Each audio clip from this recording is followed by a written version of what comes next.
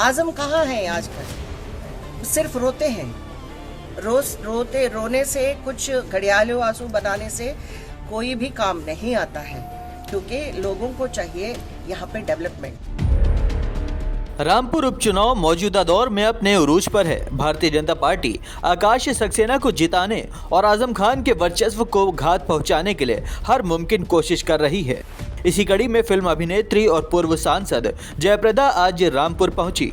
इस दौरान उन्होंने पत्रकारों से बातचीत करते हुए कहा कि आकाश सक्सेना मेरे भाई की तरह हैं और उनको जिताना हमारी जिम्मेदारी है। इसके अलावा उन्होंने आजम खान पर भी जोरदार वार किए। जयप्रदा ने कहा कि आजम खान जीत हासिल करने के लिए हर रोज घड़ियाली आंसू बहा रहे हैं, लेकिन उन्हें ये नहीं पता कि ये सब कुछ काम नहीं आता।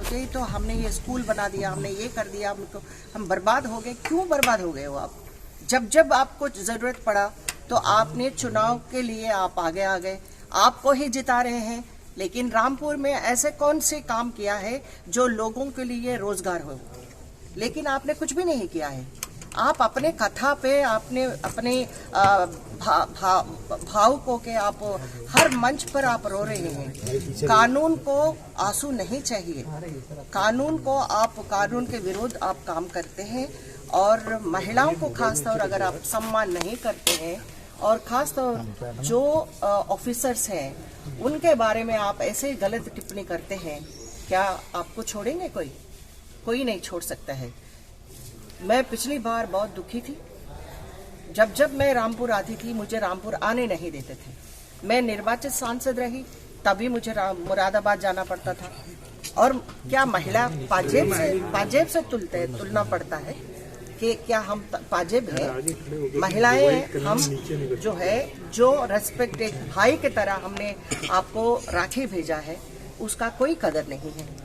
आज रामपुर वाले आपको बार बार जिता रहे हैं, लेकिन रामपुर वालों के लिए भी आप कभी भी नहीं सोचा है। परिवारवाद अपनी पार्टी का, और परिवारवाद रामपुर में भी, जब तक ये खत्म नहीं होता है, रामपुर के लिए ऐसे कोई खुश हाल नहीं देख पा रहे। इसीलिए मैं लोगों से अपील करती हूँ, क्योंकि रामपुर मेरा है और रामपुर के लोग मेरे हैं, तो इसीलिए मैं सभी लोगों को मैं विनती से करती हूँ कि इस बार आकाश सक्सेना को जिताना। हम लोगों के लिए क्या हम रोजगार दे सकते हैं, या यहाँ पे उद्योग की बात होती है, लेकिन ऐसा कुछ भी नहीं है। सिर्फ एक परिवार के लिए रामपुर में हर 6 महीने में, हर 3 महीने में कुछ ना कुछ हो रहा है।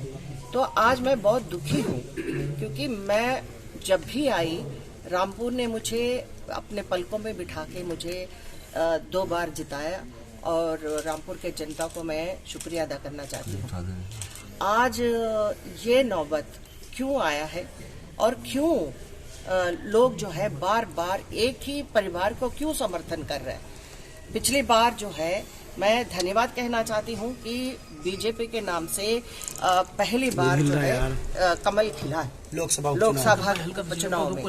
अब मेरा भविष्यवाणी है कि आकाश सक्सेना ये जीत कर आएंगे, और रामपुर के लिए जितना जो प्रयास करना है और जो उद्योग की बात हो रही है, तो ये सक्षम है, वो काम करके दिखाएंगे। समाजवादी पार्टी के नेता आजम खान जो बयान दे रहे हैं अपनी सभाओं में, और रो भी रहे हैं, भावुक भी हो रहे हैं, आंसू बहा रहे हैं, आपको क्या लगता है कि उनके आंसुओं से समाजवादी पार्टी को इस बार कोई लाभ होगा? देखिए, ऐसे जो मैं ये कहना चाहती हूँ कि बहुत कद्दावर नेता है आजम खान, लेकिन वो किसने किया था? ये जो स्थिति क्यों आई?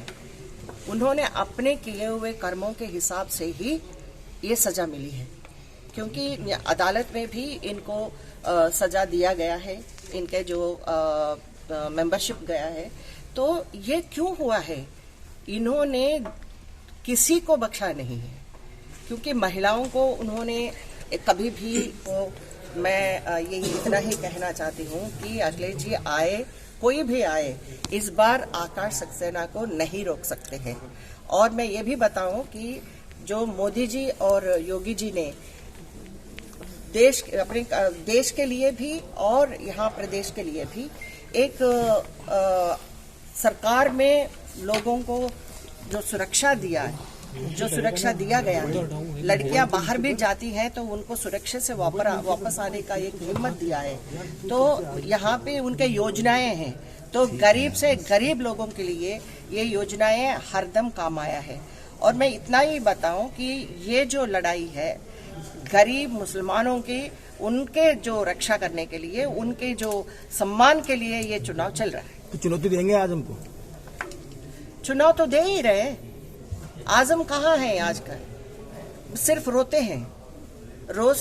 रोने से, कुछ घड़ियालों आंसू बनाने से कोई भी काम नहीं आता है, क्योंकि लोगों को चाहिए यहाँ पे डेवलपमेंट।